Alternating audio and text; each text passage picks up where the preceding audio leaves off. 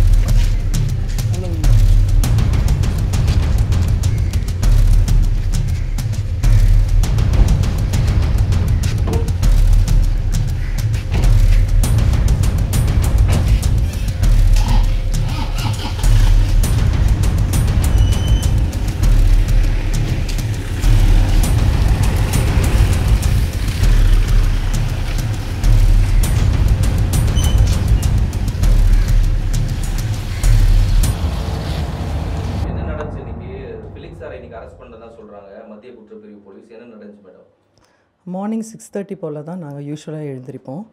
அந்த டைமில் வந்து எங்கள் ஹஸ்பண்ட் வந்து வெளியில் போய் நியூஸ் பேப்பர் வாங்குறதுக்காக போயிருந்தார். நியூஸ் பேப்பர் வாங்கிட்டு வீட்டுக்கு வந்து ஒரு காஃபி யூஸ்வலாக சாப்பிட்ற டைமு அது. நாங்கள் ரெடி பண்ணிகிட்டு இருக்கும்போது கதவு தட்டினாங்க. கதவு திறந்த உடனே ஒரு லேடி எஸ்ஐ இருந்தாங்க. அவங்க பேர் எனக்கு தெரியாது. அவங்க கூட வந்து ஒரு 4 பேரும் வந்திருந்தாங்க. அவங்க சொன்னாங்க, சைபர் க்ரைம்லேருந்து நாங்கள் வந்திருக்கிறோம் அப்படின்னாங்க. அப்போ உள்ளார வாங்க மேடம் அப்படின்னு. அவங்க கொஞ்சம் தயங்குனாங்க. நான் சொன்னேன், இல்லை இட்ஸ் அ ஃப்ளாட் சிஸ்டத்தில் நாங்கள் இருக்கிறோம், பக்கத்து வீடெல்லாம் டிஸ்டர்ப் ஆகக்கூடாது, நீங்கள் உள்ளார வாங்க அப்படின்னு சொன்னேன் நான். அதனால் அவங்க 5 பேரும் உள்ளார வந்தாங்க. அப்புறம் வந்து நாங்கள் கேட்டோம். எங்கள் ஹஸ்பண்ட் கேட்டார், ஃபெலிக்ஸ் ஜெரால்டு. அவர் கேட்டார், அரெஸ்ட்டுங்களா அப்படின்னு கேட்டார்.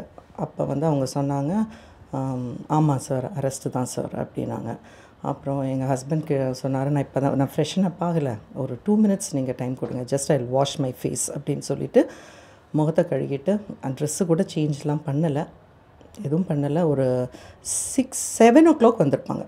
ஒரு 7 o'clock வந்திருப்பாங்க. 7:11 அவங்க லிஃப்ட்டில் போகும்போது மட்டும் நான் வந்து என்னோடய ஃபோன்லேருந்து ஒரு வீடியோ எடுத்தேன். அந்த லிஃப்ட்டு உள்ளார என்ட்ரி ஆகும்போது அது மட்டும்தான் நான் எடுத்தேன்.